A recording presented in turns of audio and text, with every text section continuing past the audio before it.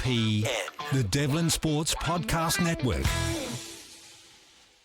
Peter FitzSimons, lovable old, I was going to say, okay, I mean obnoxious Australian about to join us.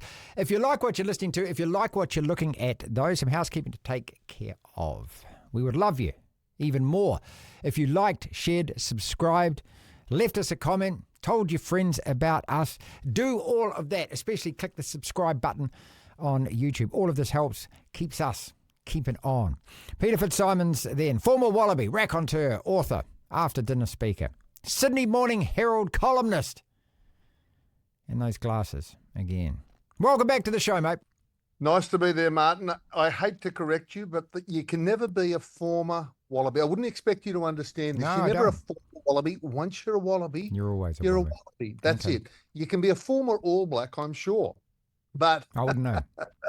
What I do want to know, though, is I want to know your thoughts on that Wallaby Northern Hemisphere tour. Started off like a rocket. I, like everyone else, was on the Grand Slam train thinking, come on, you lads. And then you lost to Scotland. Then I lost interest like most of the world well, did. there have been several brilliant pieces written about this in the Sydney Morning Herald. As a matter of fact, I wrote them all. You probably did, yes. And I thought it was, I did. I just thought it was fantastic. I mean, the game against England, that opening test match against England, to win it in that fashion, to have won it, to have lost it, no, to have won it again. The flick pass by Ikitau where he palms him off on the right and out of the back of his hand, he puts Jorgensen in space, who goes over in the corner for the winning try by a single point. Just amazing. And that test saved the farm. And then we play Wales, who a year ago beat us by 40 points to 6 World Cup, in the World Cup.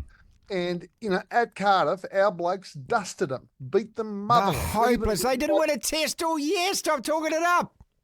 Okay, but we were 2 tests to the good. Scotland was disappointing, but then we go, Scotland, our blokes in the conditions in Edinburgh had only been able to train for an hour. Yeah, there was literally an hour of live football. And so Scotland was disappointing, no doubt about it. But then they play Ireland in Ireland, and they just about beat them. I mean, this was unrecognisable. Joe Schmidt has done an extraordinary job with them, and it saved the farm.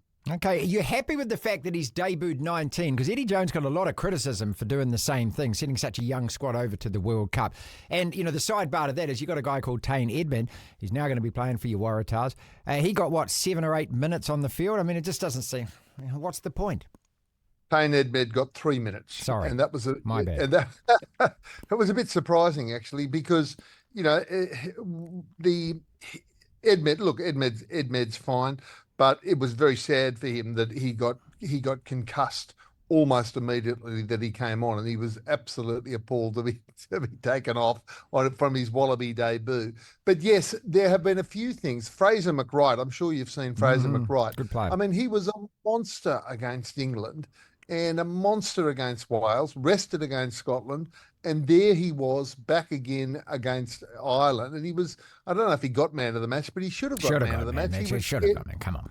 He was everywhere at once. And as I wrote in the Herald, for Christ's sakes, Joe, from now on, he's got to be first picked. Him and Rob Valentini and Harry Wilson, the captain, were great. I mean, one thing I don't understand with Joe Schmidt, that you mentioned, all the changes. Mm-hmm.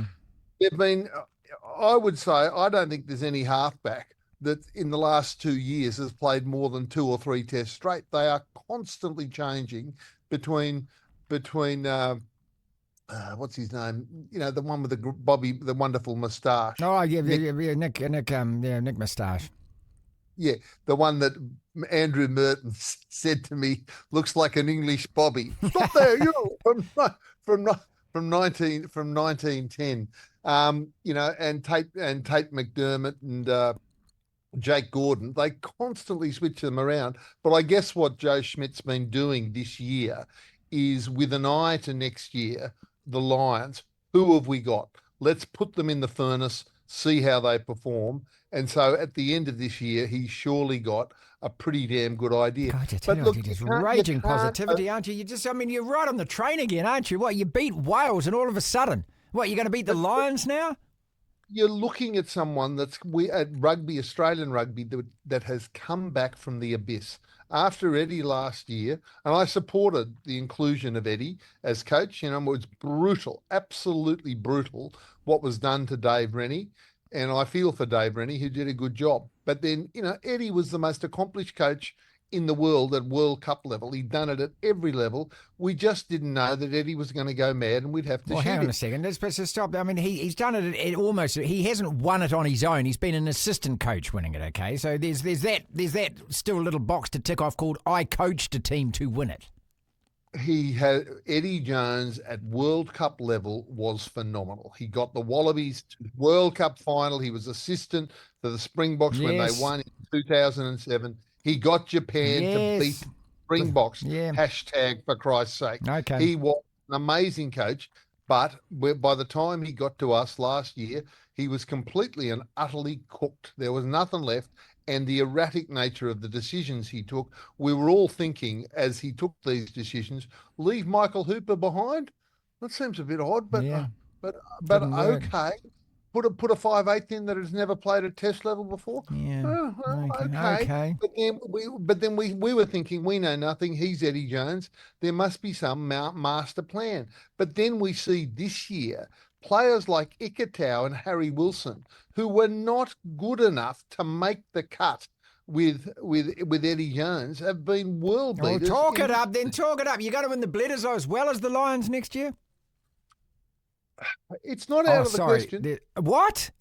It's not out of the question. It's been out of the question for 2 decades, mate. This is the best Wallaby team we've seen since 2015. I'm not joking. All right. They have really roared forth. Whereas, am I right in saying the All Blacks are just a little bit wobbly? Have they been not? I mean, they're the All Blacks. They're a very, very strong most side. of us give it between a 6 and a 7. Oh, yeah. Look, when we lose 4 tests in a year, it's never a great season. There has been progress. I think that, certainly the Fords are a hell of a lot better than probably they were last year. But yeah, a kind of a B- on the year for Razor, really. I think most of us are the same. But I mean, who's your new skipper going to be next year? Well, it's going to be Scott Barrett. That's not going to change. Oh, okay, good. Yeah, it's first 5 is what we're worried about. Let's talk cricket, though, because both of us have just taken absolute butt spanking. First test in Christchurch, England cleaned us out in 3.5 days. And the Indians did the same to you in Perth. So now we both, Friday, we're at the Basin, you're in Adelaide. How does this one go? Because if you're 2 down, you aren't winning that series, mate.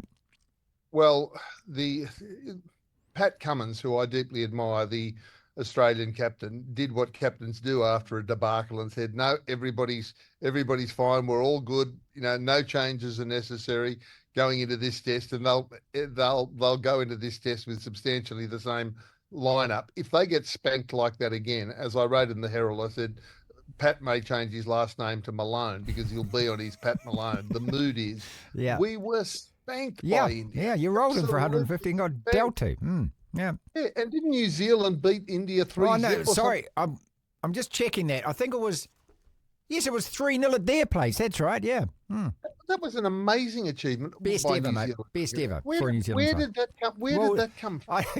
When you look at what we saw in Christchurch, where they couldn't catch anything. Yeah, I don't know. I mean, maybe it was one of those statistical outliers where every now and again sport just throws you something weird like that. Yeah, I mean, nobody. That's what the French would call du jamais vu, never seen before. To beat India in India, I know. 3-0. Yeah, amazing. All right, let's wrap it up with your favourite Aussie sporting moment of the year. And you won so many Olympic medals. You've had much to celebrate. What stands out for you? Well, the obvious, Raygun. Raygun. I was in the Olympics. I was in Paris. She was just wonderful. How? She is an embarrassment. No. You've completely and utterly got it wrong. Oh, okay. Okay. New Zealand against England. That was an embarrassment. Okay. 3.5 days in Christchurch. That was an embarrassment. Raygun came out with all this joyousness, this fabulous approach. She was there for the participation. She was never going to get gold. There for the participation. You don't get an award for that. You get a medal when you win. What happened to you? No, I just loved her. And I was not alone. And I must say, she was divisive in the sense that half the population hated her, but half of us absolutely loved her. I thought she was wonderful. DSPN.